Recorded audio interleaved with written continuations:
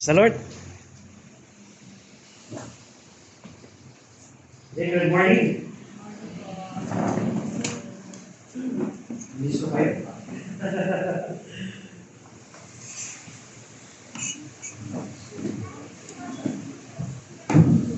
Okay, please open with me in the book of First John. By the way, on behalf of our family, we would like to thank you sa bawat isa. Thank you for in those times na um, in those times ay nararamdaman namin yung presence ng bawat isa sa kayong prayers ng bawat isa. So, thank you. So, please open with me the book of 1 John chapter 3. 1 John chapter 3. At let's learn this. Pag-aralan natin ito. 1 John chapter 3, verse 4 to 10.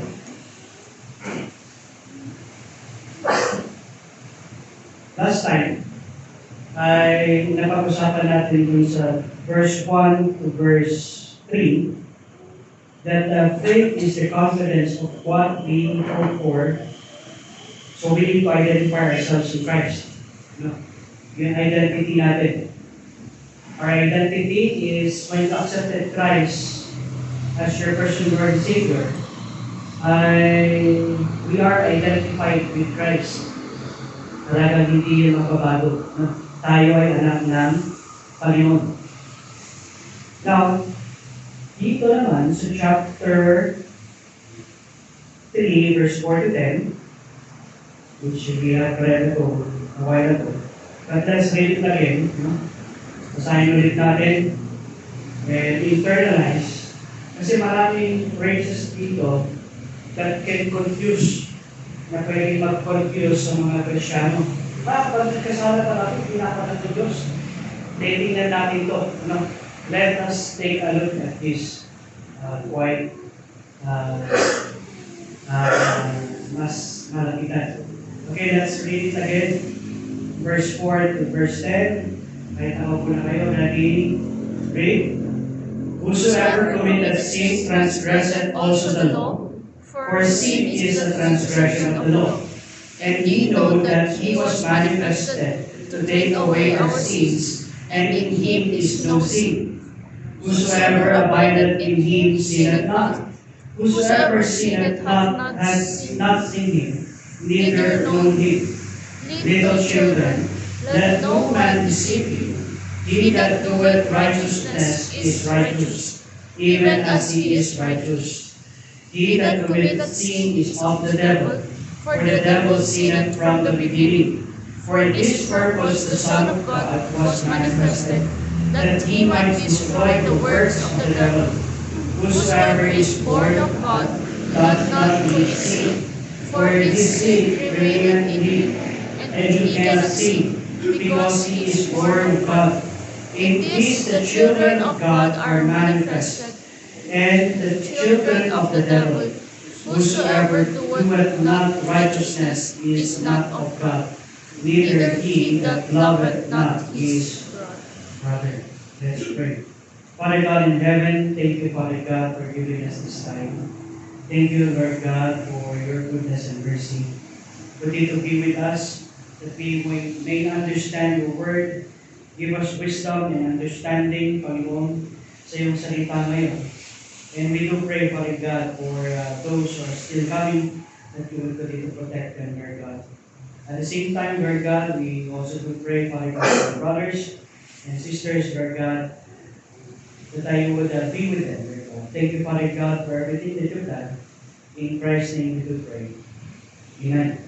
Okay, whoso committed sin transgresseth also the law. For sin is a transgression of the law. So, ang pinakamahirap na scripture dito is dito, sa verse 8. He that committed sin is of the devil. So kung nagkasala ba tayo, alam tayo ng Panginoon. Kung sa literal sense, no, na sinasabi nito, are we the sons of the devil? Of course not, no. Nung tinanggap na natin ang Panginoon as our personal Lord and Savior, ay anak na tayo ng Panginoon. That can never change. Pero, bakit parang napaka-straightforward dito that he that committed sin is of the devil, for the devil sinned from the beginning. So we'll take a look at that mamaya. Para mas lalo natin maintindihan. Let's take a look at verse 4. Okay, verse 4. Ano yung sinabi sa verse 4? Whosoever committed sin transgresseth also the law, for sin is the transgression of the law. Intindihin natin, ano ba ang kasalanan? Sin is not mere weakness. No. Ang kasalanan ay hindi lang kahinaan natin. It is lawlessness. Yan. Lawlessness. Pag sinasabi natin weakness or mistake, ay yes, nagkakaroon tayo ng mistake, nagkakaroon tayo ng weakness sa pagdating sa kasalanan. But let us remember, ang sin is lawlessness. Kaya nga, nung sinabi ng Panginoon that kung bakit natin nalalaman na malapit ng dumating ng Panginoon, ano? Because lawlessness will abide. Lawlessness will abound. Ano? Ibig sabihin ng lawlessness is nagiging active ang rebellion against God's moral order. There is what we call moral law. No? There is what we call moral law. And when we see that we are breaking the moral law ng Panginoon, yun ang katotohanan. And that makes lawlessness. No? Lawlessness. Pag sinasabi natin lawlessness, ay ayaw sundin yung batas na nakapaloob. Paano to? Tingnan. So, sobrang komplikado ng nangyayari sa Pilipinas is because of yung Philippines ngayon is under what we call rebelliousness. No? Under rebelliousness. Nakikita niyo bang nagre-rebel ang mga Pilipino? Yes. No. That's the reason for these typhoons. That's the reason for these earthquakes. Amen. When the time that peaceful ang mga tao at they are upright with the Lord, hindi magsisend ng Panginoon ng judgment. No. Ang typhoon, ang earthquakes are judgment ng Panginoon. It's judgment. Now, because nagsisend siya na it's a warning sign. That is already a warning sign na, kung magpatuloy pa rin kayo sa kanyang gawain, then what? What will happen? The worst will happen. Kaya makikita natin na yung mga bagyo na dumarating is napakalakas. Palakas ang palakas. Ano? Palakas ang palakas. Yung earthquake na nangyari is dito, mahina-hina lang, pero palakas ang palakas. Di ba? Makikita natin yun. From Cebu to Baguio to Davao. No? Nakikita niyo? Now, what's happening? Dahil nagiging, what we call, nagiging active yung rebelliousness, kailangan ng moral order. Kailangan ng moral order. Kaya nga, ang kasalanan, pag tinatrato lang natin na ang kasalanan is kahinaan, or it's just a mistake that had happened, we have a light perspective of what we call sin. No? Ibig sabihin, magaan na ang perspective natin ng kasalanan. Kaya, ang nangyayari is we commit sin. No? We commit sin because we treat it so light. We commit sin dahil tinatrato natin ito na, ay, okay lang, tinatawag naman natin ng Panginoon. Pero hindi natin alam that we are already being active against what? Against that. We are already being active against God's moral law. We are being active rebelliously. Talagang naging active tayo na maging rebellion against the moral law ng Panginoon. Kaya pa dito sa verse 4, na makikita natin dito, whosoever committed sin transgresseth the law. For sin is a transgression of the law. Tingnan. Ang Greek word na ginamit dito is ammonia. Anomia, which is lawlessness. To emphasize that sin refuses divine authority. Yun ang ibig sabihin niya. To emphasize that sin refuses divine authority. Once that we are committing sin, we refuse the divine authority ng Panginoon sa ating buhay.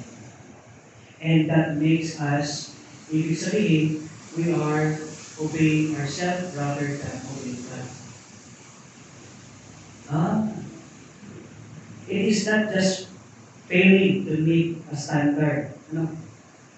It is rejecting the standard itself, God's holiness. Ganun katindi ang kasalanan.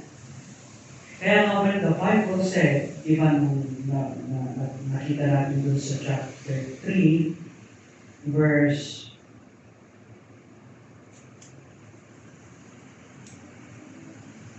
2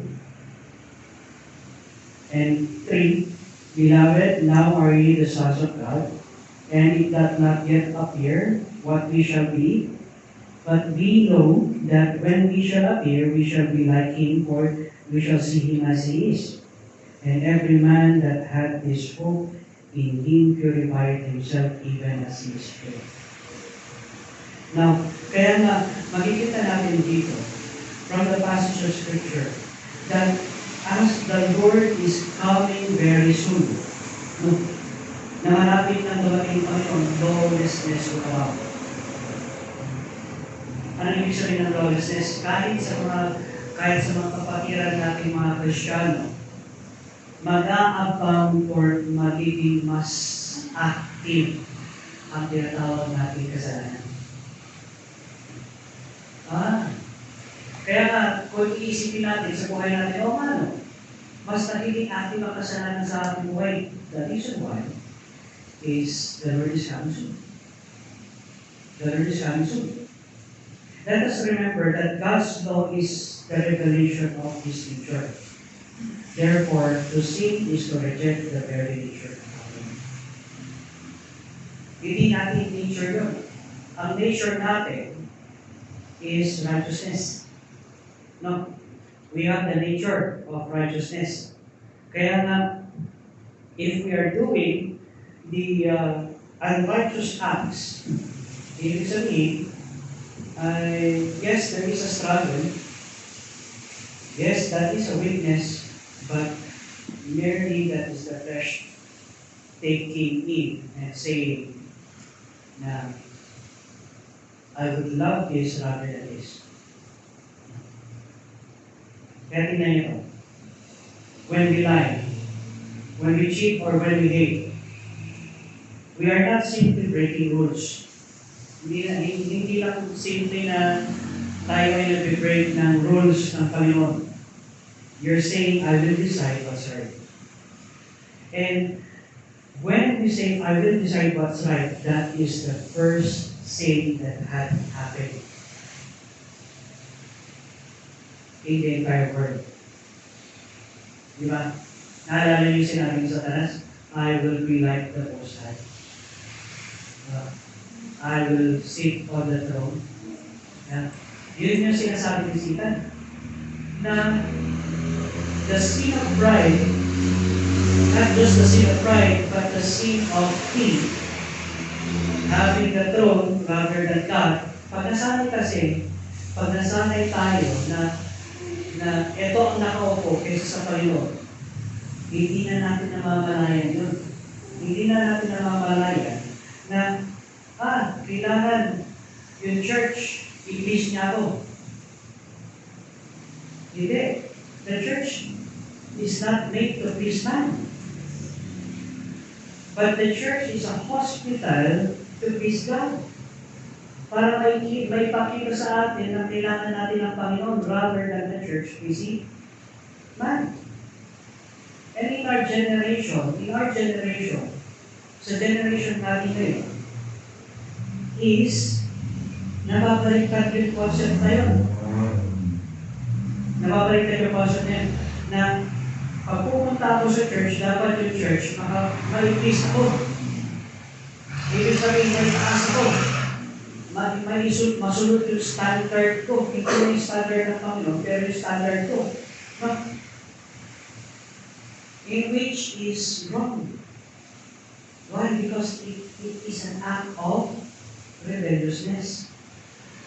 Kaya kung marami kayo nakikita kulang sa church, it is not that hindi kulang yun.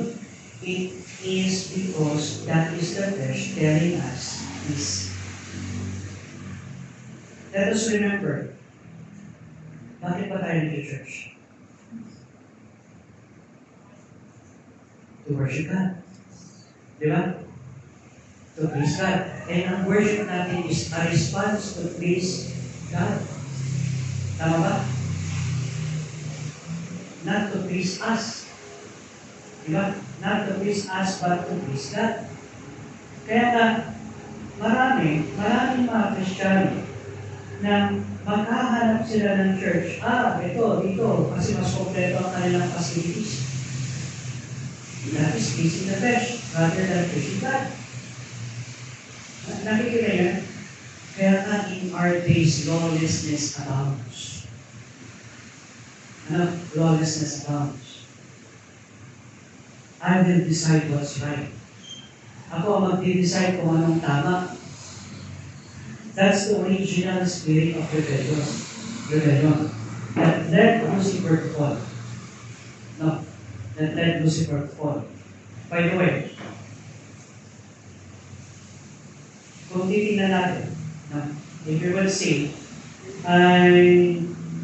yung mga believer who understand this no longer plays with sin, they fear its deceitfulness. Kaya napaka-importante na intindihin natin. Bakit kailangan at napaka-importante na intindihin natin ito? Dahil mapapansin natin ito sa ating buhay.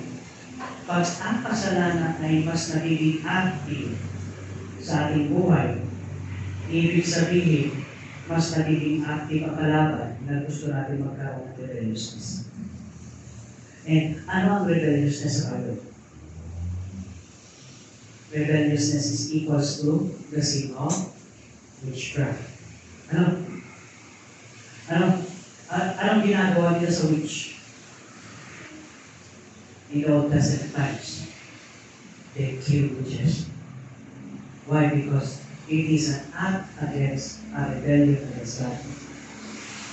Tingnan nyo, saan ang unang rebellion na nangyari? Saan ang unang rebellion na nangyari? In heaven. And ilan ang nakuha ni Satan? Na mga anghel? 1/3. 1/3 of the angel ay sumama kay Satan. No.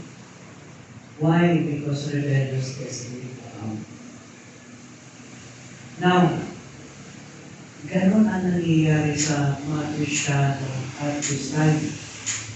Lalo na malapit na gawain yung Panginoon, rebelliousness will abound, but there are new Christians that would like to worship the Lord. Nakikita niyo sa mga ministry natin. No? Na tingnan niyo sa Peter. Nakikita niyo yung revival sa buhay nila. Diba? Nakikita niyo yung paano magtrabaho ang Panginoon sa kanyang buhay. Why? Because new Christians are being on the road. But the old Christians, dahil nasanay sila sa entertainment, at nasanay na sila na, hindi naman lahat ng old Christians. No? Nasanay sila na sila ang mapis, ano mangyari? I-repent. They rebel against God. Kaya yun ang ating kailangan pag-ingatan sa ating Christian life. That we would not fall into what we call rebellion. That we would not fall into what we call lawlessness. Kasi ang identity natin, tanda natin, our identity is always in Christ. No? Kaya ngayon in verse 1 to verse 3. Now, tignan nyo. Kaya nga, ano sinabi niya dito sa verse 4, whosoever committed sin transgresseth the law, for sin is the transgression of the law. When we say transgression, it's breaking the law. No? It's breaking the law. Breaking the law. And breaking rules and regulations. Yan. Hindi rules and regulation ng church, but rules and regulation from the scripture. No? Now, take a look at verse 5. Okay. Basahin mo na natin verse 5. 1 John chapter 3, verse 5. Okay. Nandun ako? Just open your Bible. No? Okay? Wala dyan sa screen. So, can you read sa Bible, no? 1 John chapter 3, verse 5. Ready, read. You know that we must accept the real sins, and it reduces those sins. Okay. And we know that He was manifested to take away our. Alam natin yun. No. Alam natin na ang Panginoon ay pumarito para uri na ang ating mga kasalanan. Di ba? That is the full plan. Why? Our sins and in Him is no sin. And we know that He was manifested to take away our sins. Christ's incarnation had a purpose. Ano yun? Ang purpose niya is to take away what? Sin. No. Erring. To live off. To remove. Bakit kailangan niyang i-remove? What is the purpose kung bakit kailangan alisin ng Panginoon ang kasalanan?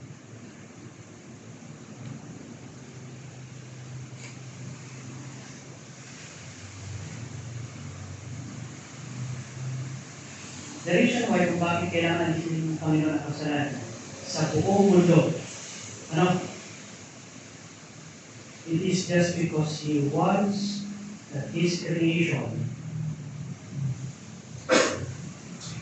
will worship Him in spirit and truth. Na talagang walang halong kasalanan. Saan pa nag-umpisa kasalanan? Where did sin start? In heaven. Kaya yung ginagawang solusyon ng Panginoon, it's not just here on earth, but it is in the entire world. Bakit sa langit ang umpisa kasalanan? Yes. Sino muna nagkasala? Si Satan, si Lucifer. Ano? Saan ginawa yun? Sa langit. No? Sa langit, ginawa ni Lucifer ang unang kasalanan. Then, God stayed in heaven. Tama? God stayed in heaven, and then what happened? Tinapon ng Panginoon si Satan dito sa lupa. Here on earth. Ano? Tinapon ng Panginoon si Satan together with his angels dito sa lupa. Bilang tayo Genesis chapter 1 verse 2. Tingnan nyo. Ano yung Genesis 1:2? And the earth was without form and void, and darkness was upon the face of the deep. And the Spirit of God moved upon the face of the water. Na lahat ng pinuntahan na nitong mga angels na ito, they are already creating darkness. Diba? Naalala niyo that if we are in the Lord Jesus Christ, if we are in God, there is no darkness in Him. Tama? There is no darkness in God. So pag sinasabi natin there is no darkness in God, saan galing yung darkness?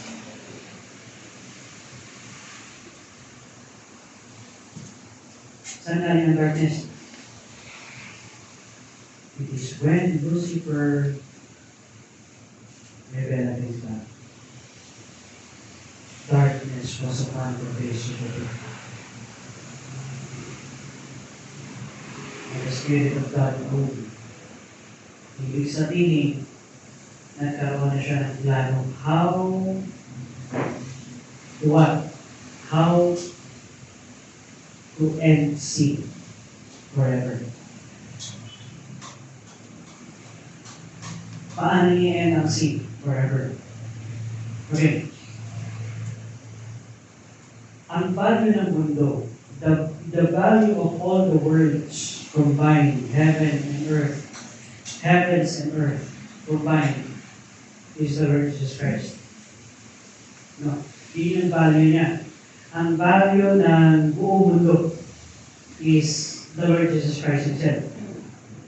Now,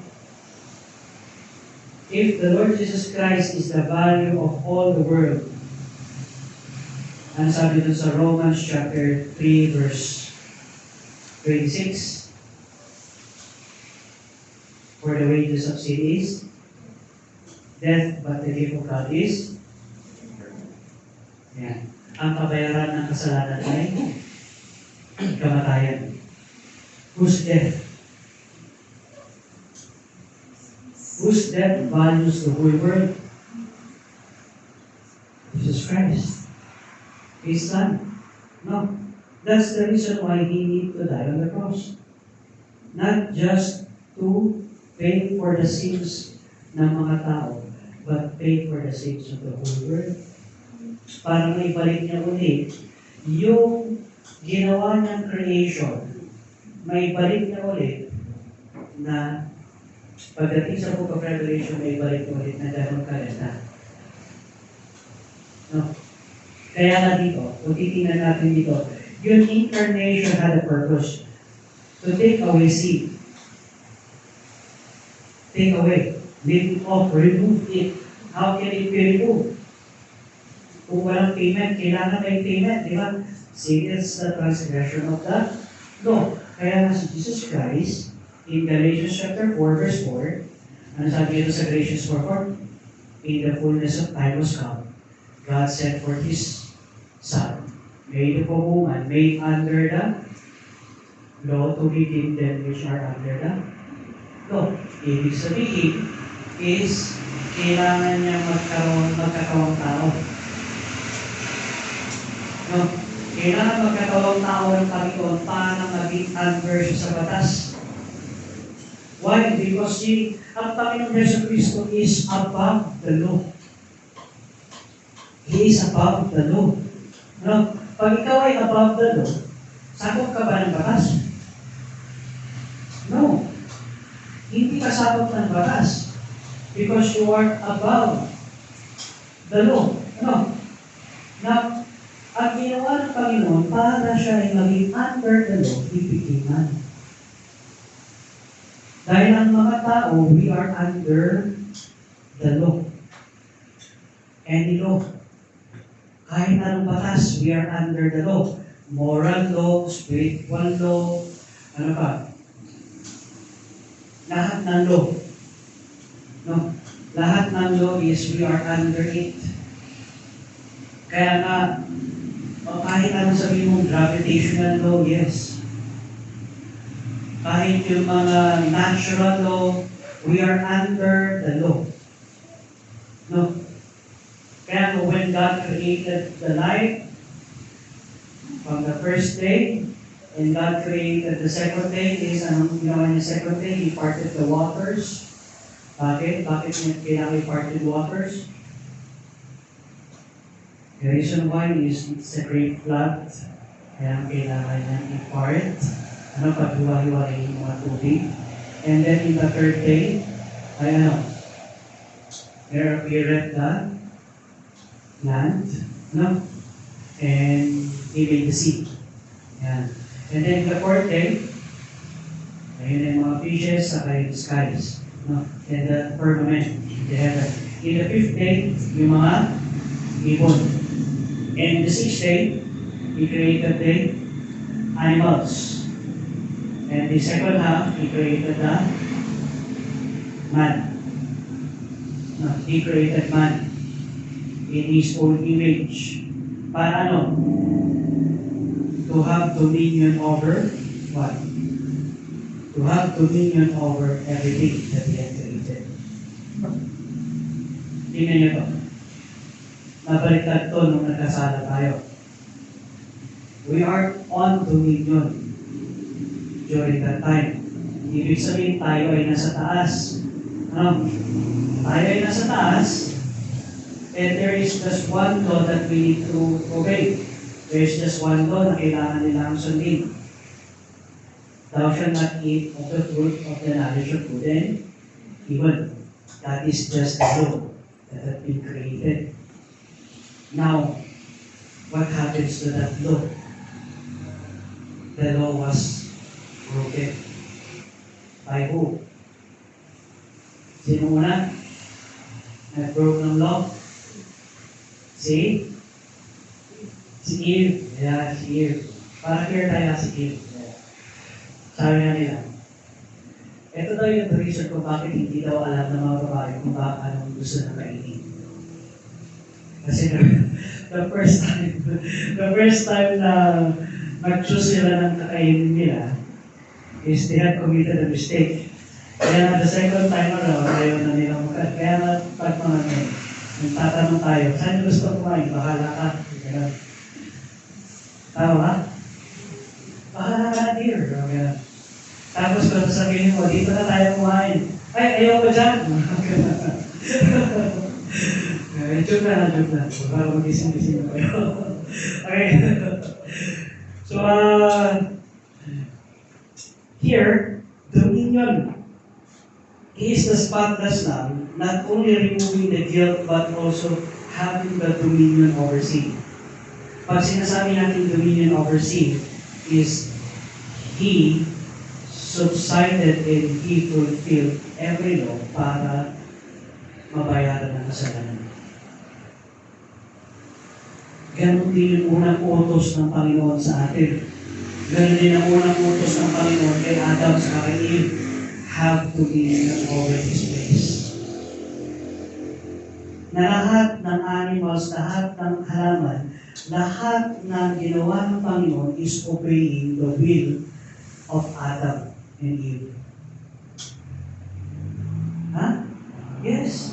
Even the plants obey. Ano? Yung will ni Adam sa kay Eve. Have dominion. Okay. Ganito lang, hanggang dito lang yung growth mo. Kaya nga, makikita natin na in our days, hindi na natin, we are not having that kind of dominion anymore. No? Nagkakaroon na tayo ng mga wild roses, nagkakaroon na tayo ng mga wild grass. Why? Because, bakit wild? It's not because they are nasa panang si Pilip. No.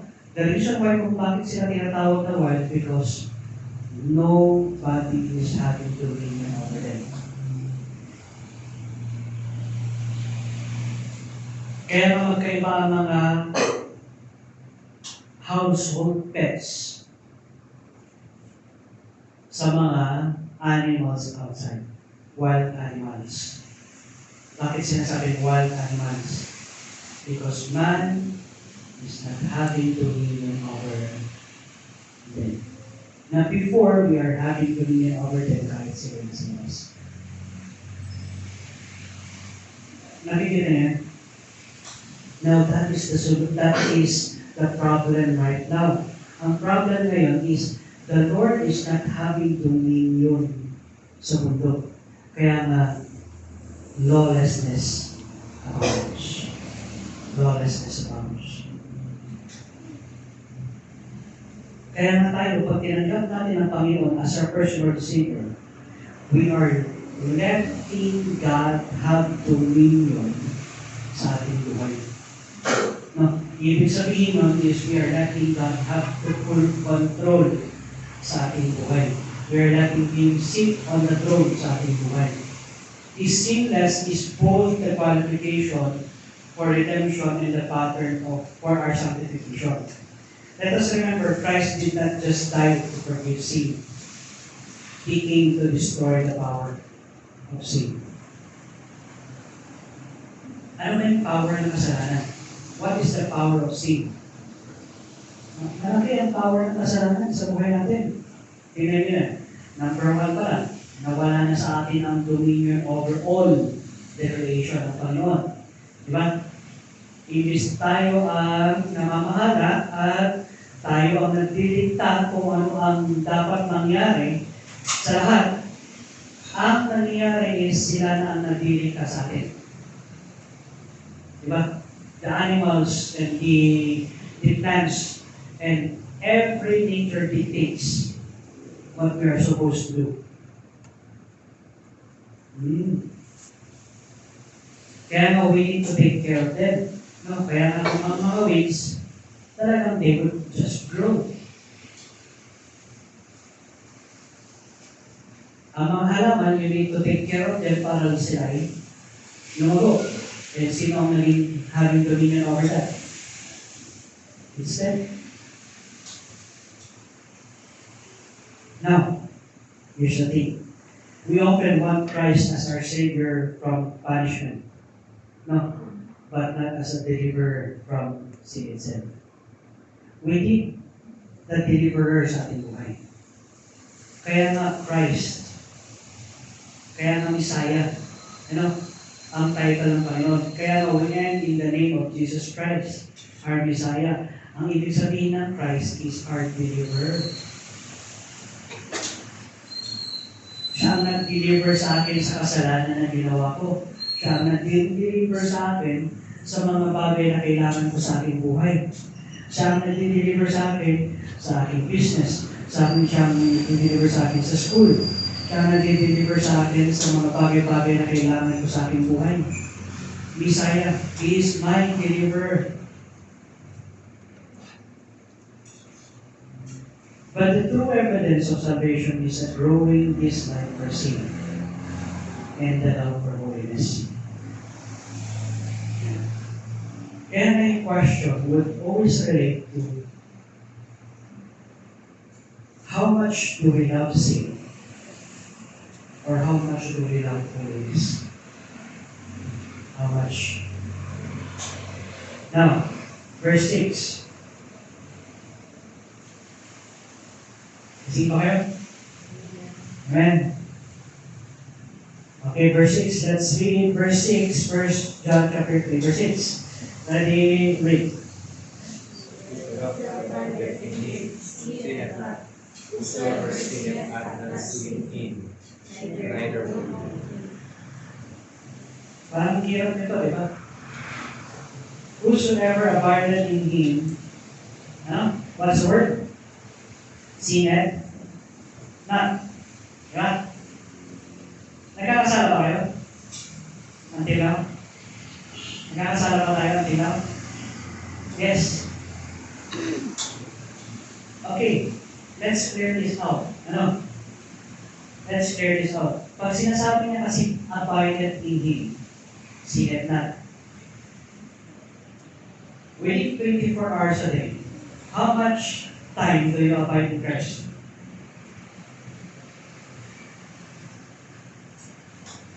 Ilang oras ka nag-abide sa Panginoon? So, ilang oras ka sumusunod sa Panginoon? Ayan. Pagtulog, di ba? Pag-ising minsan, that is the time that the Bible is true. If we abide in Christ, we sin not. Ibig sabihin, when we pray, do we sin?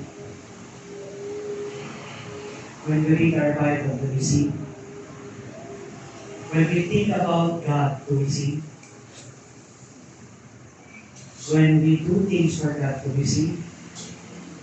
No. Kaya true yung sinabi niya sa Bible. He that abideth in Christ sinneth not, but not all the time that we abide in Him. Yun yung sinasabi niya. No? Hindi ibig sabihin na, pag nagkasala na ako, hindi na ako anak ng Diyos. Hindi. No? Ang sinasabi niya is the more na tayo ay nagbabasa ng salita ng Panginoon, the more that we pray, the more that we think about God, and the more that we think about things para sa Panginoon, hindi tayo nagkakasala. Kaya ang sinabi dun sa 1 Thessalonians chapter 5 verse 17, the most famous verse na palagi kayo recite is, pray without ceasing. Bakit? Because that is the key for us to abide in Christ. The little phrase of pray without ceasing is the key na tayo ay hindi magkasala. Kung wala tayong gagawin sa buhay natin, pray. Why? It's better to pray than to sing. Diba? Pero ang nangyayari kasi sa buhay natin, it's better to scroll. Diba? Scroll in Facebook, scroll in YouTube, and to pray. Yeah. Kaya here, to abide means continual fellowship and union with Christ. Kaya kapag dating natin doon sa langit, because we have already a continuous fellowship with Christ, hindi na tayo magkakasala, wala na yung presensya ng kasalanan. No? Pero habang nandito tayo sa balat natin itong lupa, no? Until na meron tayo itong balat na to, yan, ay patuloy tayo magkakasala. Because this body would dictate to rebel against God. But yung spirit natin and the soul that we have dictates that we need to have fellowship with Him.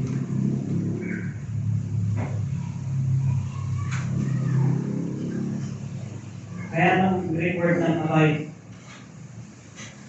meno. Hindi you. Meno. Means continual fellowship and union with Christ. God speaks of habitual sin, not isolated acts. Now, pag sinasabi natin habitual sin, ito yung mga kasalanan na palagi natin nagagawa. Every day. Nagiging na tayo pagdating dito. Not isolated acts. Pag sinasabi natin isolated acts, is parang na-force na to sin. Isolated yun. Hindi palagi nangyayari.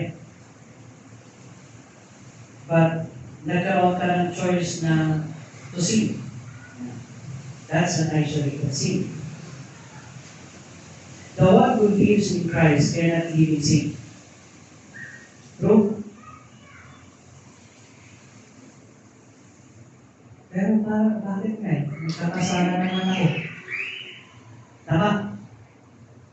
Meron naman Panginoon sa amin buhay, bakit? The one who lives in Christ cannot live in sin. Let us remember the word abide.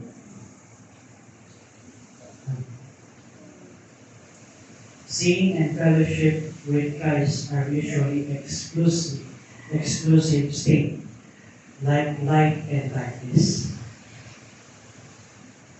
Ibig sabihin, tingnan niyo ito. No. Ano yung first state of creation ng Panginoon? Light. Anong ginawa ng light? He separated the darkness. Did God create darkness? No, He did not create darkness. He separated darkness. Tingnan niyo. Sige po tayo. Genesis chapter 1.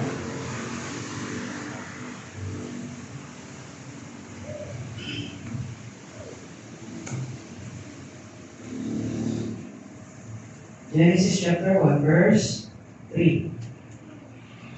Sige. Are you there? Verse 3 and 4. and 5. 3, 4, 5. If you're there, kindly read. Let me read. And God said, let there be light. And there was light. And God saw the light, that it was good. And God divided the light from the darkness. And God called the light day, and the darkness he called night. And the evening and the morning were the first. Okay. Nakita niyo that He created darkness? Did God create darkness? No. He created the light. God said, let there be light. Hindi niyo sinabi, God said, let there be light and darkness. Hindi. No. Ang sinabi niya is, let there be light because darkness was already there. Saan yung darkness? Saan galing yung darkness? Verse 2. And the earth was without form and darkness, and void and darkness was upon the face of the deep. It was dark. It was dark.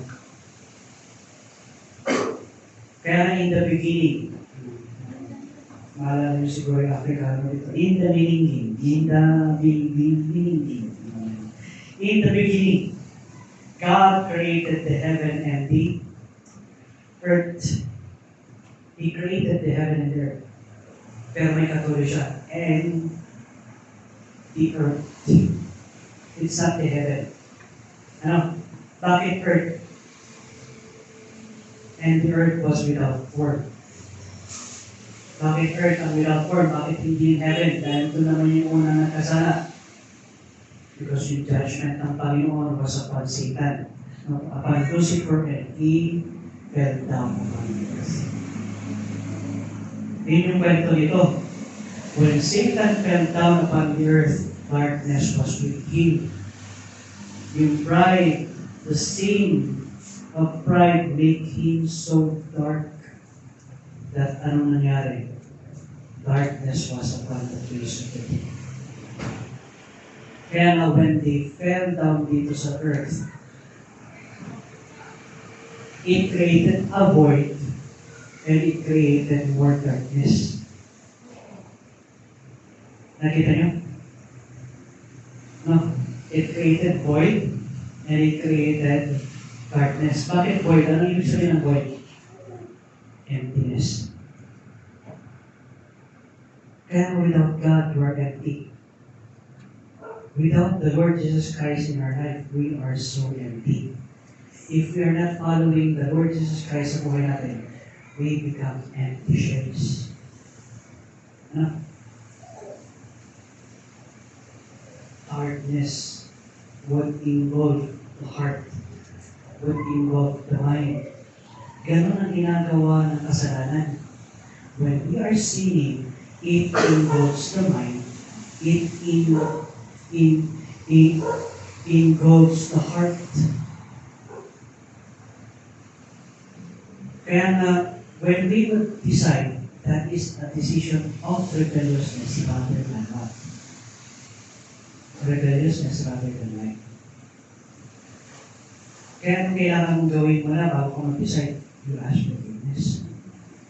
Lord, forgive me of my sins. Before I would decide, let me be clarified dun sa mga bagay-bagay sa buhay ko bago ako mag-decide, Lord. Why? Because ang sin, it would create darkness. It happened from the very beginning. Darkness was upon the face of the deep. Anong ginawa ng Panginoon? He moved. He moved.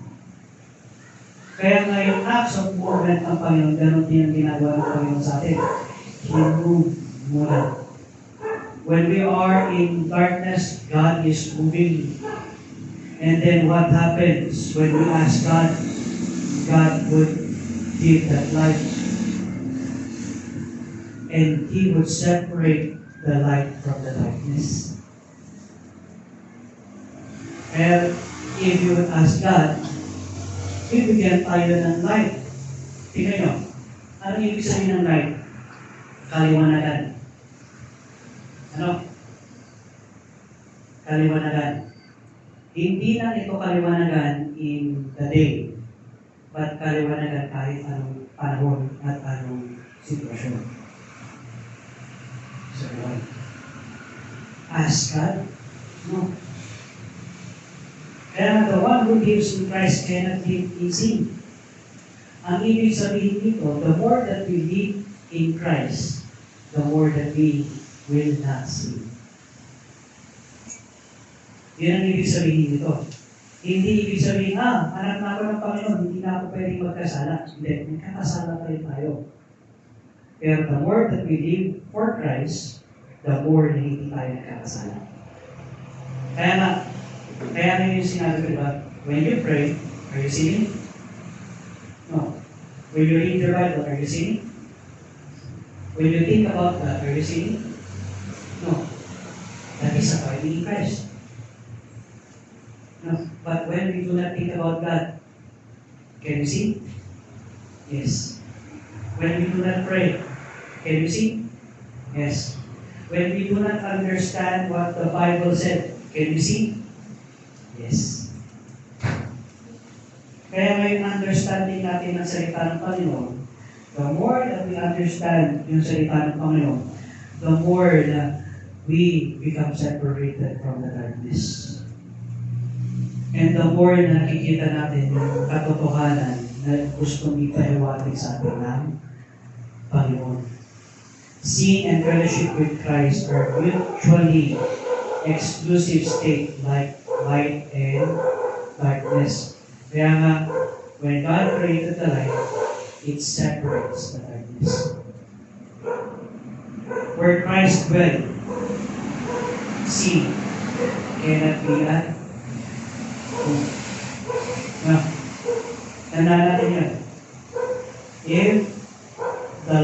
If Christ dwells in us, sin cannot be at home. Kaya na nagkakaroon ng struggle. Kaya tayo nagkakaroon ng struggle dahil, Lord, what's right? No? Ano ba yung right? Sino masusundin ko? Panginoon, ikaw? Ito. So we just follow God's plan. We just follow God's plan. Where Christ dwells, sin cannot be at home. Is the Holy Spirit dwelling in us? Yes. Kaya nga yun yung ginawa ng Panginoon. When we accepted Christ as our first Lord Savior, ay talagang nag-indwell.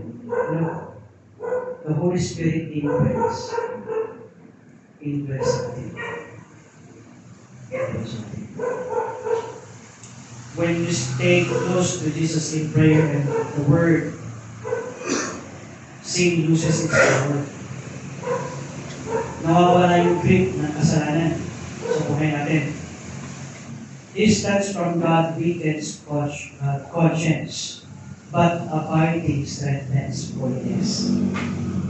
Okay? Ano yung conscience? Spirit, conscience of God in us. No?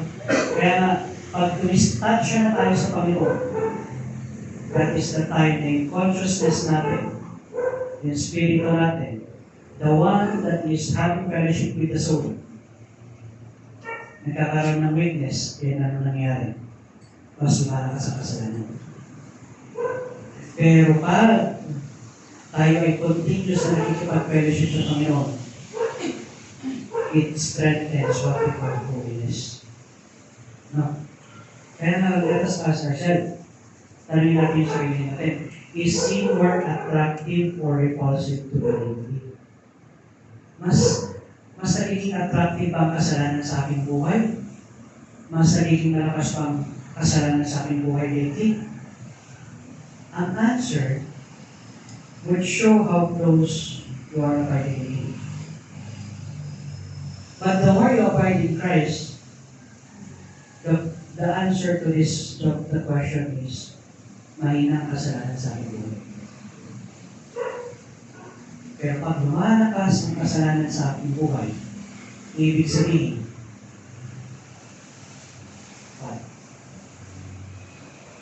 we are living in sin. And we need to ask God's power for that. Kailangan natin ihingin yung kapangyarihan ng Panginoon sa ating buhay. Kaya the answer is always abiding in Him. Kaya yun, huwag tayong malito pag sinabi, He that abideth in Christ. Sabi nila, whosoever abideth in Him, sinneth not. No, hindi ibig sabihin na, pagkanang ka ng Panginoon ay hindi ka na magkakasala. Ibig sabihin nun is, the more na tayo ay naglalakad at lumalapit sa Panginoon, the lesser sin we commit in our lives. But, the more na umihiwalay tayo sa Panginoon, the more sin that we commit in our lives. Kaya tingnan niyo yung situation. No. What is the situation? Tingnan ang mga sitwasyon ng ating mga kasamahan. Tingnan natin kung anong mga sitwasyon ng ating mga kapatid sa Panginoon. Tingnan din natin ang ating sitwasyon sa ating buhay. Is this because this person is abiding in Christ? Or is this because he is abiding more in sin? If he is abiding more in sin, what do we need to do? Ano kailangan natin gawin?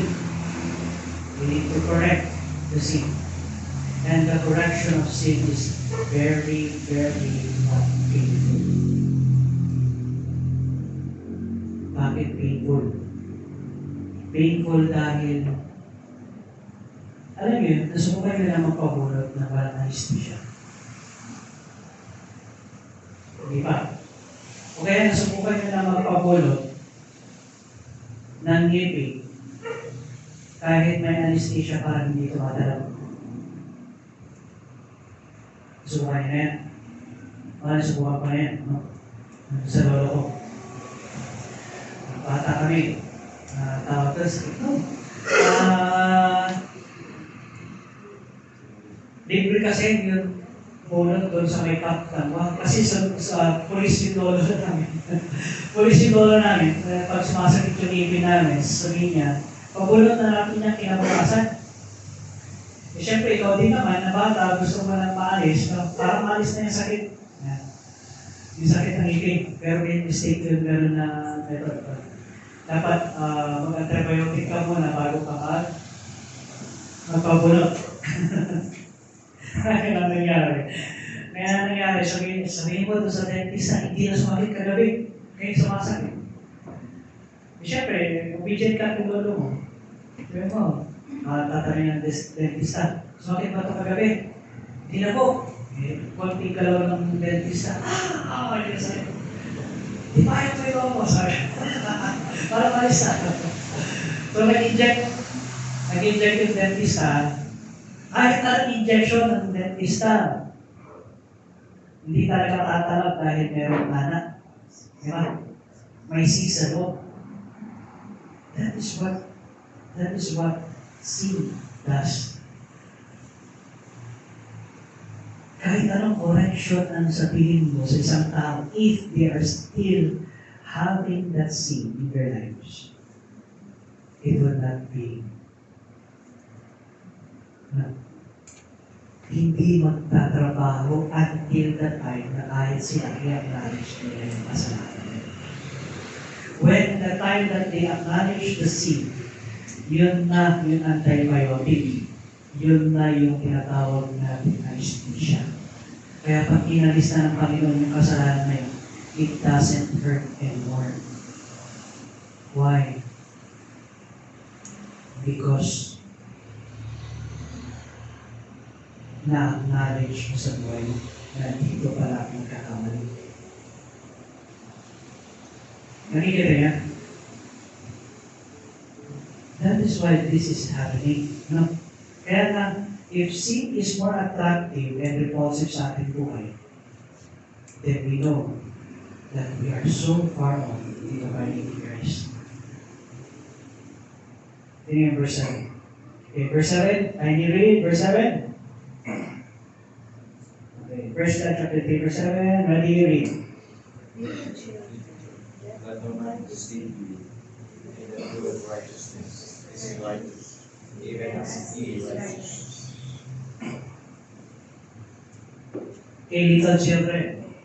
Little children. Sabi niyo lang, let no man deceive you. He that doeth righteousness is even as he is righteous.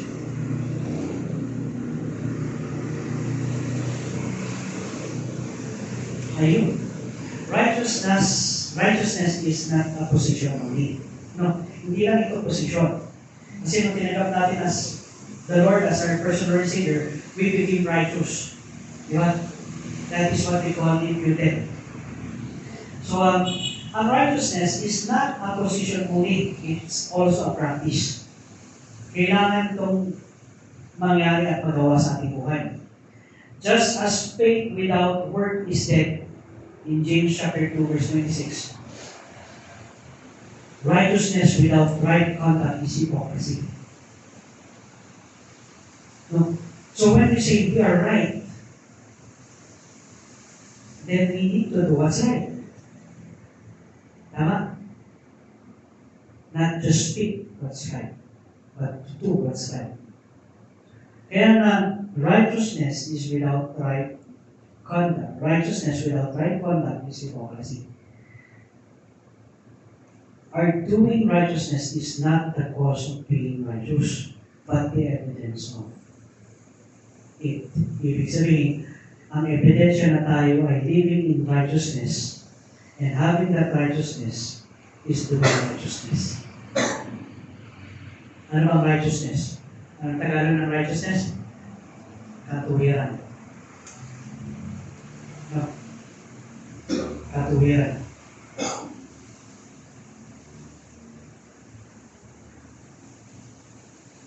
Kaya na, when we are, kung tayo ay nagiging matuwid, ito ay ebidensya na tayo ay we are living in righteousness. The believer's righteousness is imputed by faith. No? And imparted in life. Ibig sabihin is it is evident, nakikita sa ating buhay. No? Nakikita sa ating buhay. Ang believer, ang mananampalataya is talaga we have the position that we are the righteous dahil binigay ito ng Panginoon. But at the same time, it is imparted sa ating buhay. Ibig sabihin, nangyayari ito sa ating buhay. Nangyayari ito sa ating buhay. Now, paano natin yan? A tree is known by its fruit. Tama ba? Kung ang bunga niya isa ton, yun ay santol. No?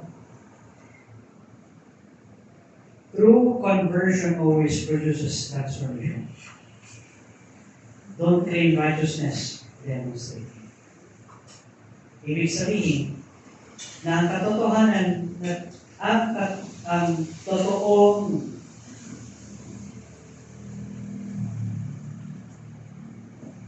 pagtanggap sa Panginoon is nagkakaroon ito ng transformation. Anong klaseng transformation? Transformation na tayo ay nagiging kawangis at nai-display natin yung imahe, image ng Panginoon sa ating buhay. Kasi we are made by image and likeness na Panginoon. Sino yung seed? It's the Lord. Tandaan natin ang fruit. Ang fruit is hindi ganito. Too often times, let me cite an example. Kunyari, ito yung puno. Ang fruit of the Spirit is hindi galing sa atin tapos ilalagay natin ito. Ito, nagkaroon na ako ng bunga. Ilalagay mo lang na gano'n. No? Ipapako mo gano'n doon sa puno. So, meron na akong bunga. Kaya anong nangyayari doon sa bunga? Dahil pinako mo sa bunga sa puno. Anong mangyayari? In a few days, yung fruit will fall off. It will become rotten. Diba? Tama. Yung fruit of the Spirit na sinasabi is galing mismo doon sa puno. Dahil you are living in Christ, you are living in Christ, you're abiding in Christ, ngayon magkakaroon ng bulaklak, after magkakaroon ng bulaklak, ay magkakaroon ng bunga. Saan galing yung bunga? Doon sa ating pamumuhay sa Panginoon. And that fruit would remain, sabi doon sa Abad. Kaya may mga fruit that would not remain. Why? Ano yung mga prutas na hindi magre-remain? Hindi ikaw mismo maglalagay. Hindi magre-remain talaga yun. Pero pag yung prutas ay galing mismo doon sa relasyon mo sa Panginoon, it grows, and it grows, and it grows, and it budded, and in its season, namunga siya. No? That fruit remained. Ibig sabihin, yung prutas na yun, that would abide forever. Nakita niyo? Pero maraming Kristiyano ang ginagawa nila, ay, para magkaroon ako ng bunga, maglalagay ako ng grapes. Paro ko doon. Okay, pinako mo ngayon doon sa tree. Ano? Katapos ako, may bunga na ako. Tama? O ngayon, mamaya-maya, gusto ko naman ng orange. So, hindi magpapo ka ng orange doon sa puno. Para maging fruit salad na sila lahat. Diba? So, lahat na ng prutas, pinako ka na doon sa puno. But what happens after a while? It withereth. Ano? It withereth. Hindi lang it withers. Yung rotten na yun affects yung relationship mo sa Panginoon, the vine. Kasi nasaktan mo eh. Di ba? Yung vine. Nasaktan mo yung branch. Ibis na maganda ang bunga, ano nangyayari? Dahil doon sa mga pinako mo na prutas, ano nangyayari? Yung mga branches wither. Kaya nga it's good for nothing, sabi ng Panginoon. Why? Why is it good for nothing? Dahil hindi nag-last yung fruit. Alam naman natin, no? The best fruit is yung nahinog sa puno. Hindi na hinog sa alburo. Tama? The best fruit is yung nahinog sa puno. Hindi yung nahinog sa alburo o nahinog sa no? Pero the best fruit is yung mga nahinog sa puno. The sweetest fruit are yung mga nahinog sa puno mismo. Bakit? Because they abide in the vine. They abide in the vine.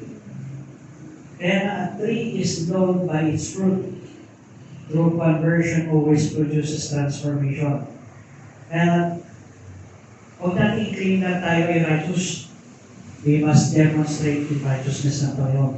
Verse 8. Okay, verse 8. Ready? Read. He that? Okay. Ready, read. All together. Ready, read. Verse 8. Ready, read. He that committed sin is of the devil, for the devil sinned from the beginning. Because his works was established not as punishment, that he might destroy the works of the devil.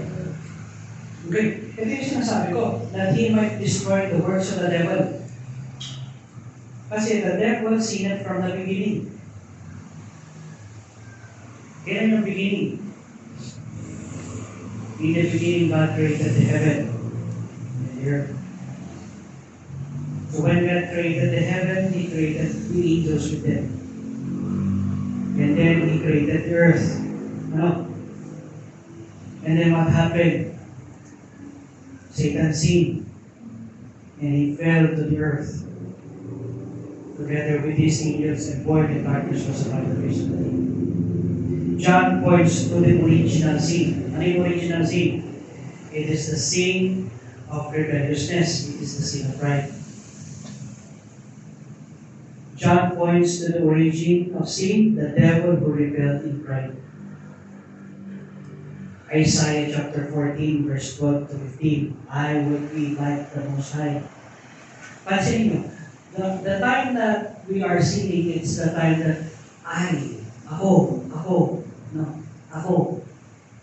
yun yun. The moment na, eto, ako, Hindi mo sasabihin, ito yung sinabi ng Bible. Hindi. Ang sasabihin ko, ito yung sinabi ko. Yan. Ako ngay. Paano may ako? Yan. How about me? Di ba? The moment na gano'n na ang ating perspective, that's the moment that sin is already beginning. Those who live in habitual sin reflects his nature, not God's. But Christ's mission was to destroy the works of the devil. Dahil meron pa rin tayong habitual sin, yung tinatawag natin kasalanan na nangyayari. No? And ang mission ng Panginoon is to destroy that sin sa ating buhay. Kaya meron tayo tinatawag na sanctification period. God is sanctifying us. No, sinasanctify tayo ng Panginoon because He is destroying the works of the devil. What is the works of the devil? Sin. The greatest work of the devil is sin. The greatest destroyer of man is sin.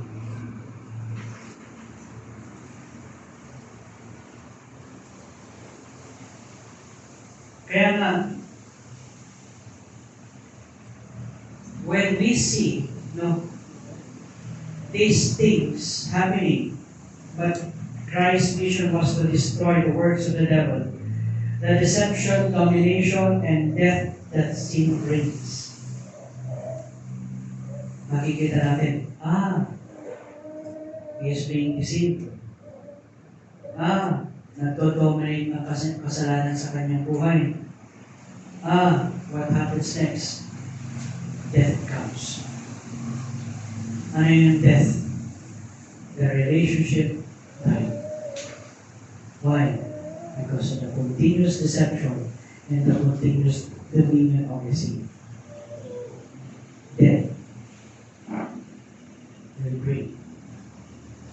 Kaya the Greek word for destroy is iyo. Sa'yo. Iyo. Bakit iyo? Means to loosen, undo, or break apart. Yun ang ginagawa ng kasalanan sa atin. It loosens our relationship with the Lord. It undoes the things that God did sa ating buhay, and it breaks apart the testimonies that God is doing. Kaya nga, pansinin niyo ito. Kahit napakarami mong ginawang mabuti sa isang tao, basta isang kasalanan mo lang, it undoes everything. What's the reason why? Deception, domination, and death. Diba? Kaya nga yung process, kung maintindihan natin yung process ng kasalanan, kung ano ginagawa ng kasalanan sa ating buhay, it deceives us first. After deceiving us, at thinking that we are right, it would have dominion over us. And after having dominion over us, it would bring death. Ang death na to is a death, a separation between what's right and what's wrong. Pero ang nasa side mo is wrong. That's right. No? Kaya ang Panginoon, when He died on the cross, kaya when you ask God, Lord, give me the light, He resurrects. Ibig sabihin, binibigyan ka ng buhay to see things, how God would see things. The Greek word for destroy means to loosen, undo, or break apart. Jesus unraveled Satan's grip through the cross. And the more we think about the cross, the more we understand what God did on the cross, the more na nakikita natin, ito pala ang ginawa ng Panginoon sa aking buhay. And the more na nakikita natin kung anong ginawa ng Panginoon sa ating buhay, the more na nakikita natin that we are abiding in Him. Nawawala yung grip ng death. Kaya nga si David, di ba? Doon sa kanyang Psalms chapter 23, the Lord is my shepherd, I shall not want. He maketh me to lie down in green pastures. He restoreth my soul. He leadeth me the path of righteousness for His name's sake. Though I walk through the valley of the shadow of death, I will fear no evil. Bakit? Because you are abiding in Christ. When you are abiding in Christ, you will fear no evil. You will fear no death. No? Death. Hindi ka matatakot sa kamatayan. Why? Because we would understand that death is a promotion. Diba? Nangyari na lately sa aming pamilya. My uncle died. But we know that he is promoted. No, promoted siya. Why? Because he understands that the life that he holds is the Lord's. Abiding in Him. No.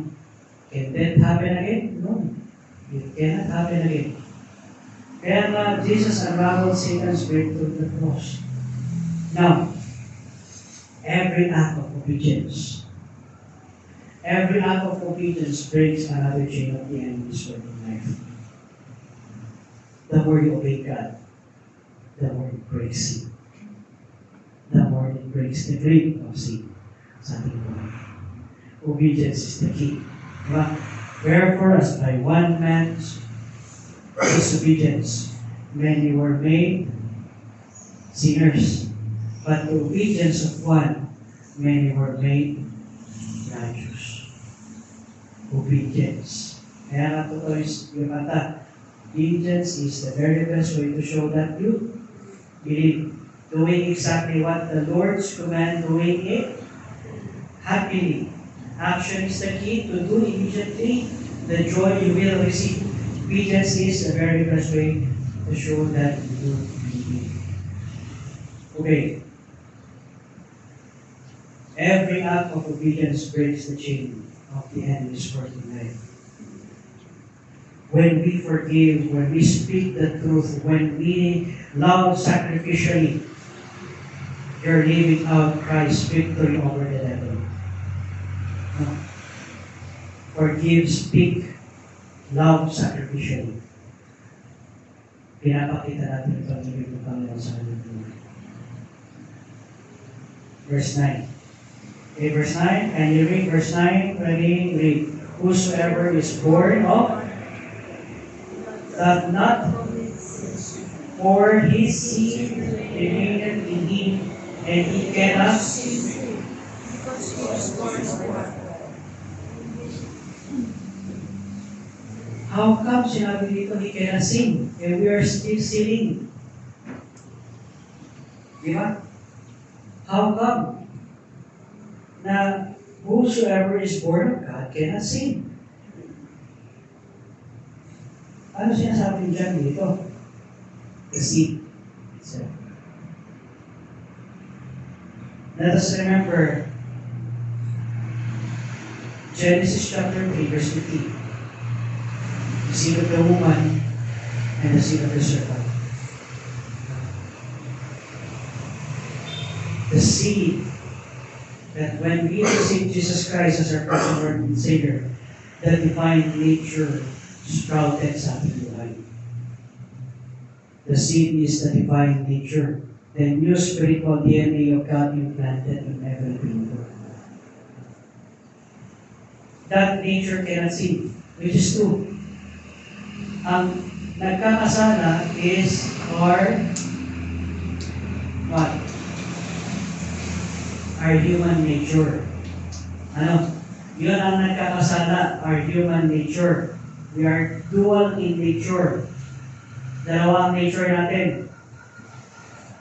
The divine nature and the man's nature. Yung man's nature, yun yung nagkakasala. Pero yung divine nature na binigay sa atin ng Panginoon, that cannot sin. No? Kaya that nature cannot sin because it is born of God. How does it born of God? Kaya sinabi ito sa John chapter 3. Buksan yung Bible nyo sa John chapter 3. Para maintindihan natin. No? John chapter 3. Ito yung conversation ni Nicodemus at ng Panginoong Yesu Cristo. Verse 3. Jesus answered and said unto him, Verily I say unto thee, except a man be born again, he cannot see the kingdom of God. How can a man be born again? When he is old. Sabi ng gano'n, di ba? Paano? Can he enter the second time around into his mother's womb and be born? Pwede ba siyang bumalik doon sa sinapupunan ng kanyang nanay at may panganak ulit? Hindi. Ang sagot ng Panginoon, Verily, verily, I say unto thee, except a man be born of water and of the Spirit, he cannot enter into the kingdom of God. Whose water is it? The water that comes from God. The water that can cleanse every sin. No? Ano yun? Yung water na yun? The water from the blood of Christ. He cannot enter into the kingdom of God. Born of water and of the Spirit.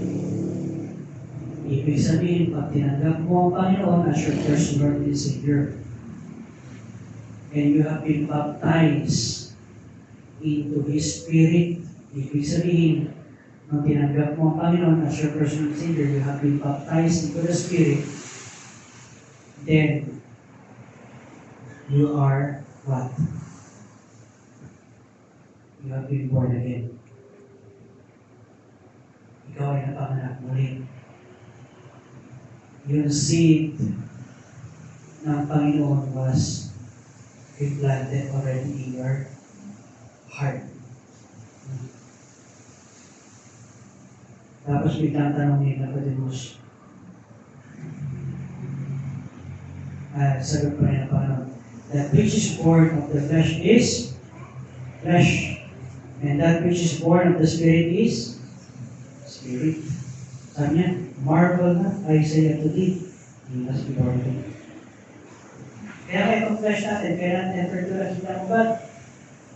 Because this flesh is the nature of who? The sinful Adam. But the Spirit, the soul and the Spirit is the nature of the second Adam, which is ang Panginoong Yesu Cristo. Kaya nga pagdating sa rapture time, it's either ma-dissolve to, ano? O ang i-rapture ng Panginoon is yung kaluluwa at ng Espiritu. May ganong theory. Pero sabi kasi doon sa Corinthians is bodily.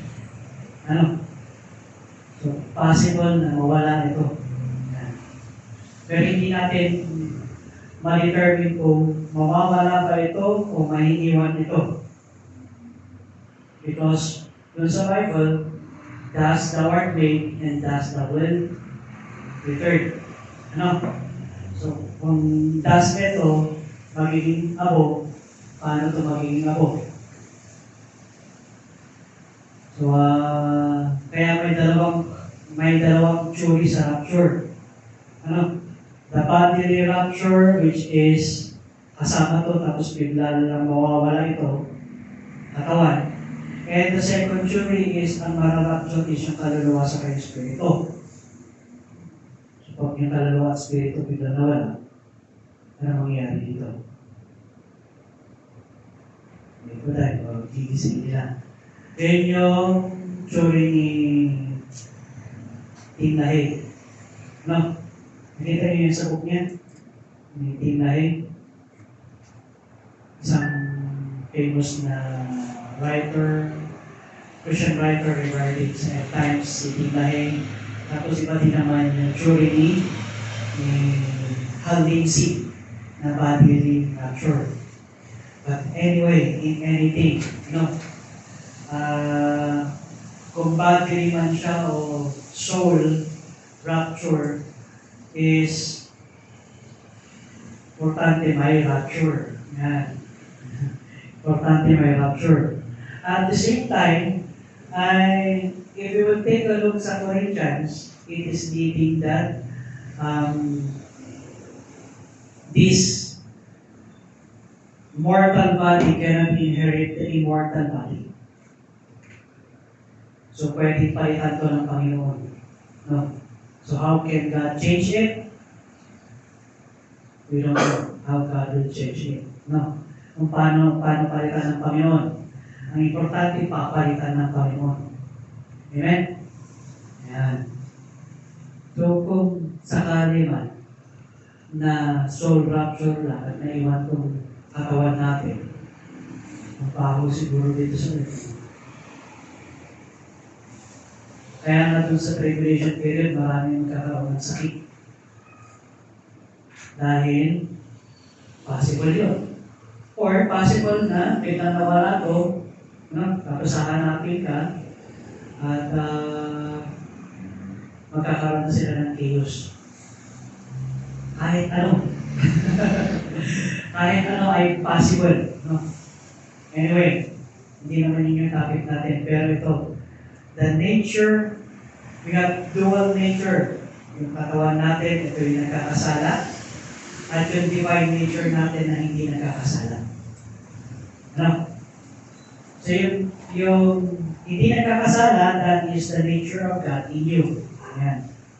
Pero yung nagkakasala, that is your natural, sinful nature. Ibig sabihin, mas malakas ito kaysa dun sa spiritual nature mo. The child of God may fall into sin but cannot live comfortably in sin.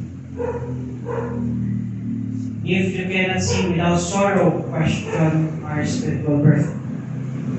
Ang ibig sabihin ay kung nagkakasala tayo tapos hindi natin parang wala na. You question your spiritual birth dahil nagpapal Panginoon, hindi. Yan. But if you feel conviction, ibig sabihin, nagigilty ka sa kasalanan na yun, the wrong, even the smallest wrong, rejoice. Bakit? Yung seed ng Panginoon is alive in you. At buhay ang Panginoon sa aking buhay. Pero pag hindi ka napupundik sa kasalanan, you question your salvation. Question, totoo ba tinanggap ko ang Panginoon sa aking buhay? Kung hindi pala totoo yung pagtanggap mo sa Panginoon sa iyong buhay, tanggapin mo na ngayon. Baka ikaw na lang yung huling hinihintay ng Panginoon na tumanggap, di ba? Para ma-rapture na tayo. So, kung sakali, gano'n. Pero, kung ikaw ay nakukonvict, kung ikaw ay nagigilty, kahit doon sa mga maliliit na mali, at hinihingi ito ng kapatawaran sa Panginoon, no? Nagigilty ka, hinihingi mo sa Panginoon ng kapatawaran, magpasalamat tayo dahil ibig sabihin, ikaw ay authentic na anak ng Panginoon. Pero hindi tayo nagigilty sa kasalanan na ginagawa natin. That means na what? is either that person did not really receive Christ as his personal Lord and Savior. Kung walang guilt. Pero kung may guilt, at hihingi ito yung gusto niyang may tama to, kasi ayaw nga natin mabuhay sa kasalanan. Ibig sabihin, ay hanap tayo ng Panginoon kung may guilt. Pero kung walang guilt, ay okay lang. Kaya mo sila. No? Ibig sabihin, it's either wala pa talaga yung spiritual birth na nangyayari. Nagigilty ba tayo? Nagigilty ba kayo sa kasalanan? Yeah. Okay, good. Okay, good. So, isang senyales yun na hanap tayo ng Panginoon. No? Pero being guilty sa inyong kasalanan, kung hindi, remember, accept. No, it's not wrong to accept. But if hindi ka nagigilty ka sa kasalanan na ginagawa mo,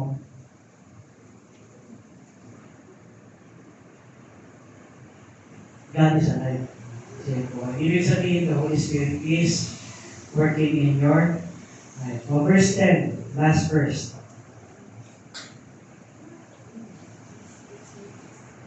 Last verse, ready you read. These the children of God are manifest, and the children of the devil. Whosoever doeth unrighteousness is not of God, neither he that loveth not his brother. John concludes. Concludes niya to. Concludes. John concludes. Yung contact natin and character reveal our true spiritual parentage.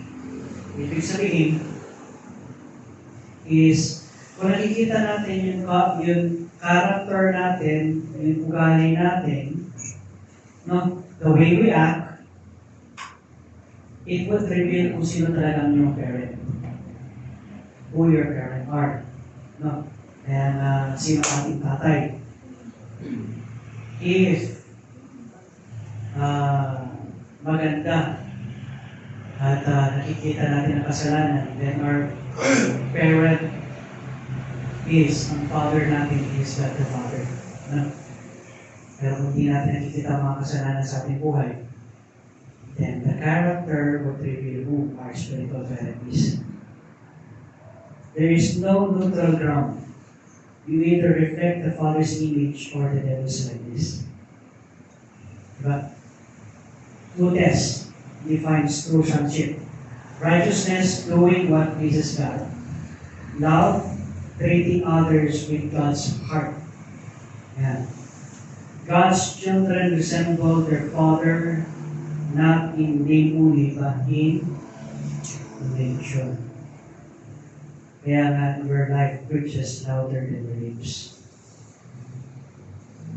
What we do,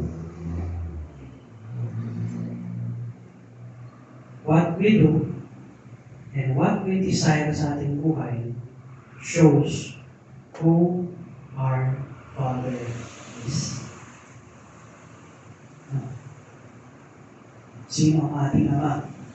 Ang Ama ba natin is the devil, or ang Ama ba natin ng Panginoon? The more that you would love God, the more that it will be revealed sa buhay mo. You cannot be a child of God and consistently live like the enemy.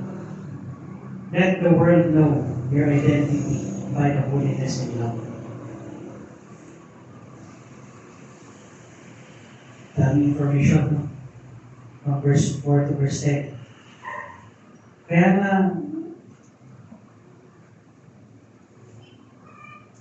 in conclusion,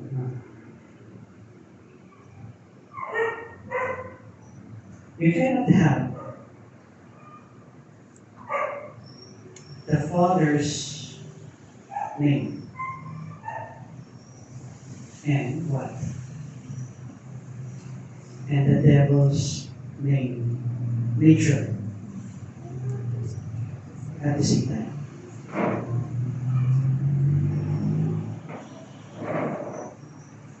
Tandaan natin, you cannot have the Father's name. No, anak ako ng Diyos by name and the devil's nature at the same time. That cannot happen. Light and darkness doesn't mix. It always separates. Yet there are things that we need to ask something. Why? Thus, my daily life shows my true spiritual father. Yung daily life natin, pinapakita niya talaga kung sino talaga ang ating Ama. Is it God or is it the devil? Do I hate sin because it offends God? Or only because it hurts me? No. Pag, sinasaktan na ako ng kasalanan, then you really don't hate sin. No. But if you see it in the perspective of Panginoon, it hurts my God. Then, kita natin ka sa ating buhay.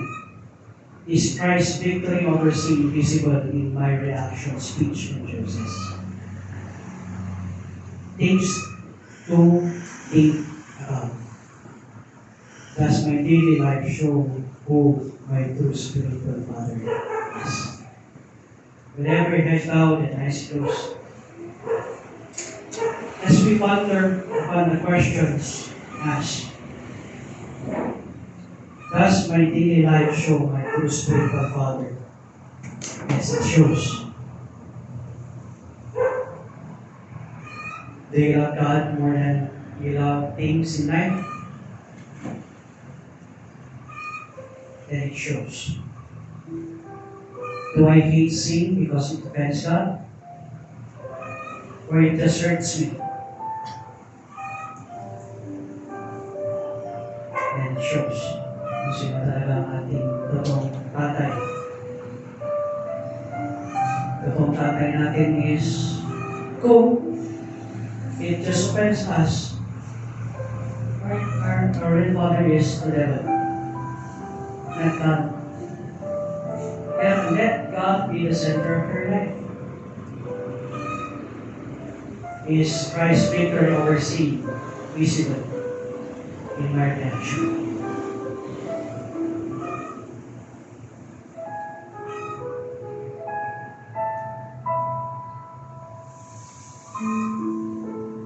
Am I seeing sin in the perspective of God rather than seeing sin in the perspective of myself? My speech, my choices, necessary yun.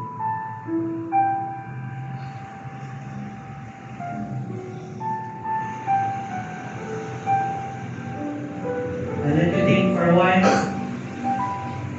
I let you think for this time. If you're not having that guilt in sin, it's not wrong to reaccept Christ, establish a covenant with Him. Lord, I need you in my life. I need you in my life. Pero kung naging tayo sa kasalanan, Lord, I'm thankful for this relationship. Let me grow in my relationship with you, Lord. Let my love for the things that you love, let me love them more in my life. Father God in heaven, thank you, Father God, for giving us this time to see through your scripture, to see where God what sin does sa ating buhay. Sa aming buhay. Forgive us, Lord God, the sins that we have done. Forgive us, Lord God, for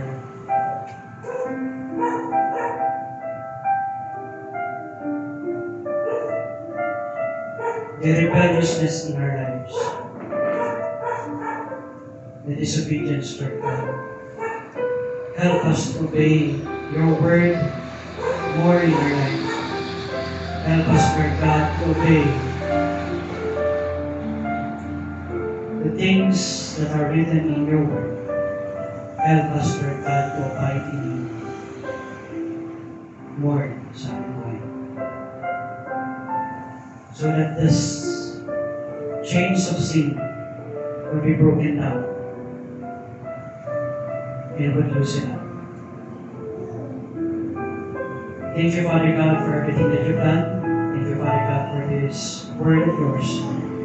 In Christ's name we do pray. Amen. Amen.